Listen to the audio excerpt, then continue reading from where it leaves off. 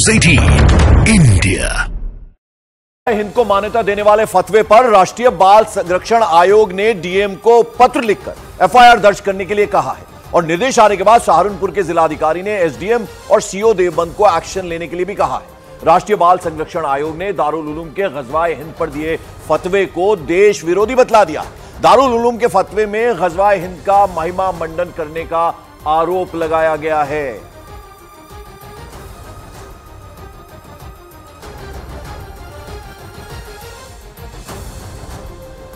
सारों मदरसे दारुल उलूम देवबंद से रिलीजियस एकेडमिक एफिलिएशन लेते हैं जो इनके बताए रास्ते पर चलते हैं। दारुल उलूम ने एक फतवा जारी किया है। उस फतवे में उन्होंने गजवाए हिंद को ग्लोरीफाई किया है, लेजिटिमाइज किया है।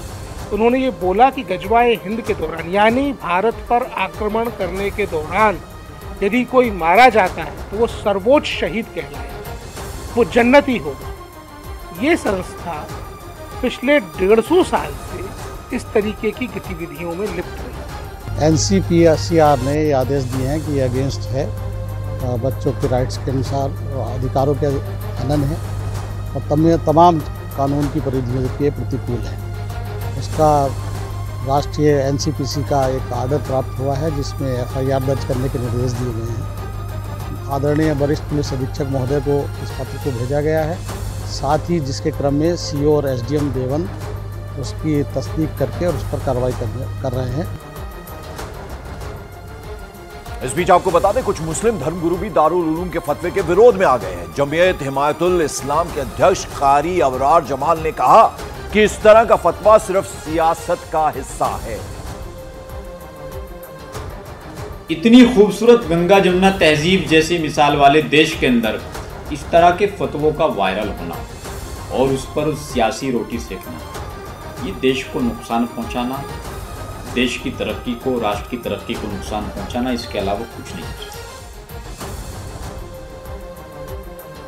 तो अब देख लें कि किस तरह से तमाम जो वीएचपी है वो कैसे इसके विरोध में आ खड़ी हुई है। साफ साफ ये कहा गया जो फतवा है वो पूरी तरह से गलत है, देश विरोधी इसे करार दिया है और इसको लेकर अब जो एडमिनिस्ट्रेशन है वो भी सख्त हो गया है। अमित सिंह हमारे सहयोगी सीधे हमारे साथ जुड़ रहे हैं। अमित, क्या जानकारी अब इस पूरी खबर के बारे में?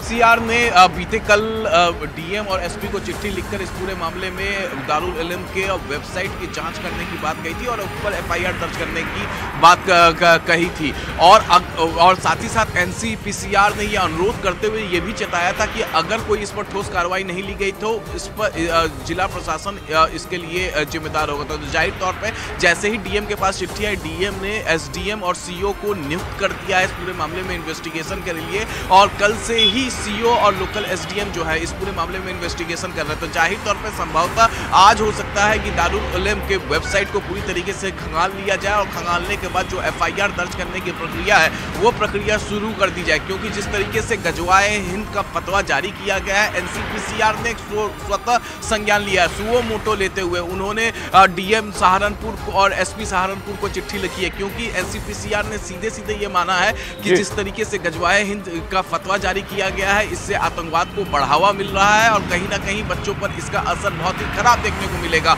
और यही वजह है कि डीएम सहारनपुर भी इस पूरे मामले को लेकर काफी ज्यादा वो सक्रिय है, काफी ज्यादा। बिल्कुल अमित, और विश्व हिंदू परिषद तो कड़ा एतराज जता रहा है। उन्होंने कहा कि दारुल उलूम को बंद कर देना चाहिए।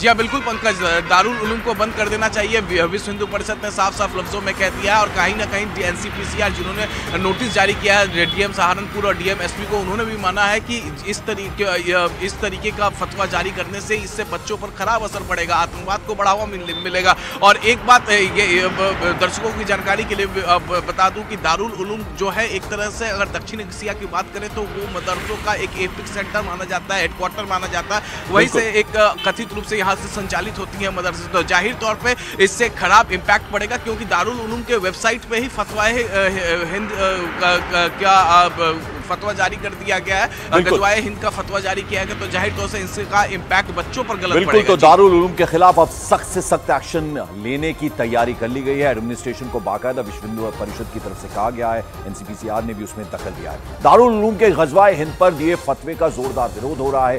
कई धर्मगुरुओं ने दारुल उलूम पर एक्शन लेने की मांग की है। फतवे का मतलब यह होता है कि एक आदमी एक सवाल लिखकर देता है, उसका जवाब मुफ्ती लोग कागज पर लिखकर दे देते हैं। ये जो आप बता रहे हैं, जिस फतवे का आज जिक्र हो रहा है, ये आज का फतवा नहीं है, ये तो 10 साल पुराना है। और एक आदमी ने सवाल किया कि साहब क्या गज़वा हिंद का जिक्र है हदीस की किताबों में? उन्होंने उसका जवाब दिया कि हाँ जिक्र है।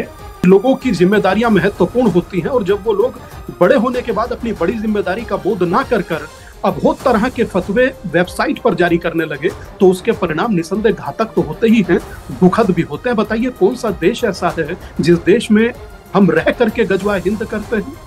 कोई एक व्यक्ति, कोई एक देश बताइए। इस बीच दारुल उलूम के फतवे पर बीजेपी भी हमलावर है। बीजेपी नेता संगीत सोम ने दारुल उलूम का नाता आतंकवाद से बतला दिया, जबकि कई मुस्लिम धर्मगुरुओं ने दारुल उलूम देवबंद के फतवे का बचाव भी किया है।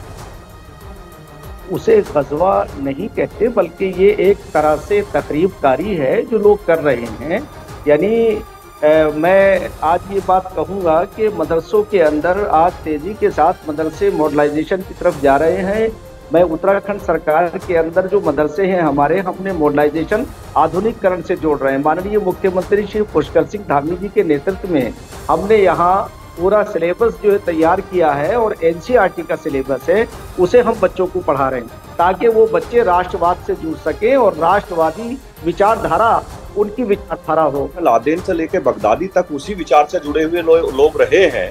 तो देवबंद में तो हमेशा इस काम हुआ है, कब नहीं। हमारी इंटेलिजेंस ने हमेशा बताया है कि देवबंद आतंकी गतिविधियों में लिप्त है, आतंकी यहाँ से पकड़े जाते हैं, हमेशा होता है। तो ये कौन सा नया काम देवबंद ने किया है? बड़ी खबर कर्नाटक से आ रही है। यहां मंदिरों से टैक्स से जुड़े विधेयक के बाद सियासी घमासान मच गया। इस मामले में सिद्धारमैया सरकार गिर गई है। बीजेपी ने कर्नाटक सरकार पर हिंदू विरोधी होने का आरोप लगा दिया। वहीं सिद्धारमैया ने आरोपों को बेबुनियाद बतलाया है। मुख्यमंत्री सिद्धारमैया ने एक बयान जारी कर कहा, ऐसा लगता है कि इन आरोपों को राजनीतिक फायदे के लिए गलत तरीके से पेश किया गया। उन्होंने बीजेपी प्रदेश अध्यक्ष BY विजेंद्र पर भी निशाना साधा। बुधवार को कर्नाटक विधानसभा में कर्नाटक में मंदिरों से टैक्स से जुड़ा बिल जो है वो पास किया गया था।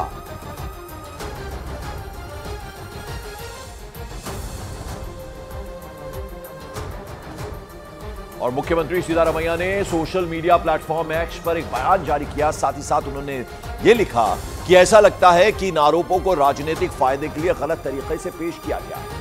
साथ ही साथ उन्होंने अपनी ट्वीट में लिखा, हिंदू संस्थानों के धार्मिक उद्देश्यों के लिए इस फंड का इस्तेमाल होगा।